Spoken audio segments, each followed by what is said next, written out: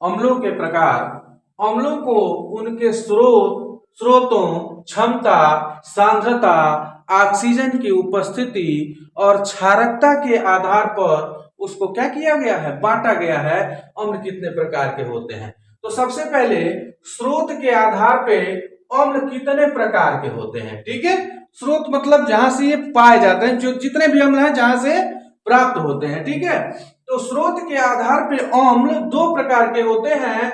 पहला होता है कार्बनिक अम्ल और दूसरा होता है अकार्बनिक अम्ल। नाम से ही हमको पता चलता है कार्बनिक और अकार्बनिक। कार्बनिक अम्ल का मतलब होता है जिसके अंदर कार्बन उपस्थित होता है वह कार्बनिक अम्ल होता है, और जिसके अंदर कार्बन उपस्थित नहीं होता है उसे अकार्बनिक अम्ल कहते हैं। ठीक है, इसको ऑर्गेनिक और इसको इनऑर्गेनिक एसिड के नाम से जानते हैं। ठीक है, तो कार्बनिक अम्ल जो होते हैं पौधे और जानवरों से प्राप्त होते हैं। ठीक है, जिनमें कार्बन उपस्थित होता है, जैसे साइट्रिक एसिड हो गया और एसिटिक एसिड हो गया, कार्बनिक अम्ल का एग्जाम्पल है।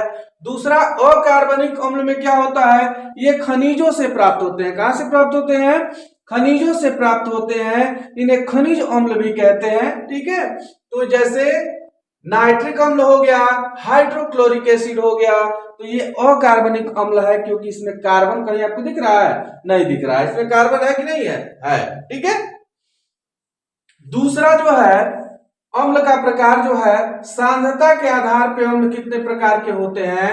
तो सांद्रता के आधार पे अम्ल दो प्रकार के होते हैं। एक होता है सांद्र अम्ल और दूसरा होता है तनु अम्ल। सांद्र माने होता है गाढ़ा और तनु माने होता है हल्का। ठीक है, सांद्र को कंसंट्रेट कहते हैं और तनु को डाइल्यूट कहते हैं, जिसमें जल की मात्रा अधिक होती है। किसकी मात्रा?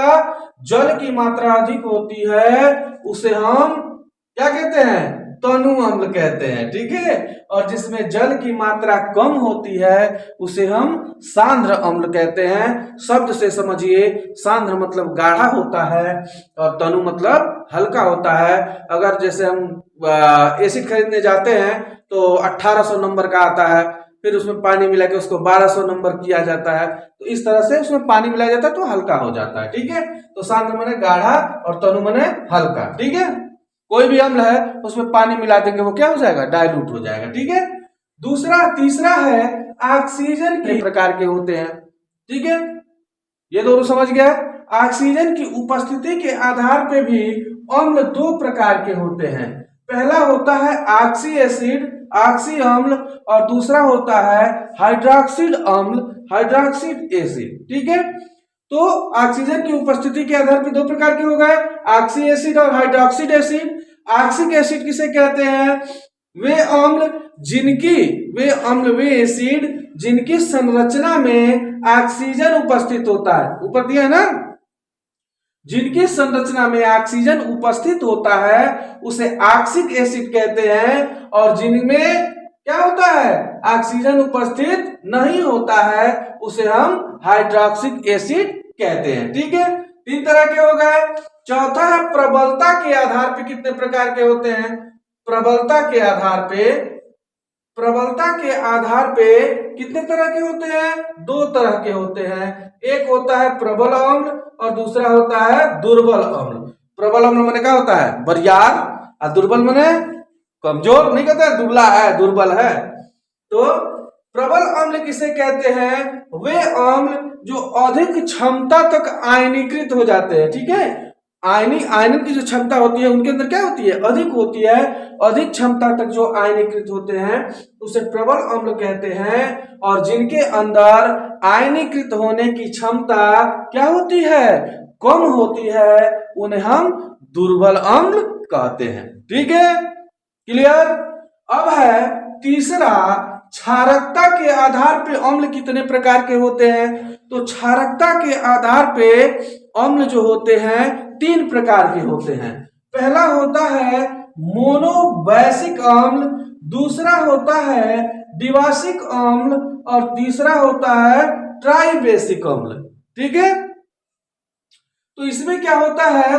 वे अम्ल जो क्षारों से क्रिया करते हैं, ठीक है, वे अम्ल जो क्षार, जैसे नहीं होता है दान कर रहे हैं, जो ज्यादा क्या कहते हैं धनवान है वो ज्यादा दान करता है, जो कम धनवान है वो कम दान करता है, और जो एकदम में चिरकुट है वो कुछ नहीं दान करता है, ठीक है, लेकिन इसमें दान करने वाले हैं, ठीक है। तो मोनोबेसिक अम्ल क्या होता है, क्षारों से अभिक्रिया के समय जो एगो हाइड्रोजन का दान करता है, कितने हाइड्रोजन का दान करता है, एगो हाइड्रोजन का दान करता है, उसे हम मोनोबेसिक अम्ल के नाम से जानते हैं।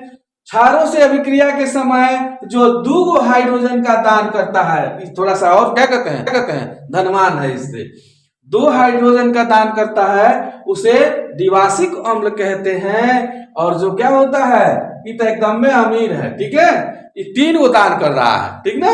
तो वे अम्ल जो क्षारों से अभिक्रिया के समय 3 हाइड्रोजन का दान करते हैं, उसे हम क्या कहते हैं, ट्राइबेसिक अम्ल कहते हैं, ठीक है।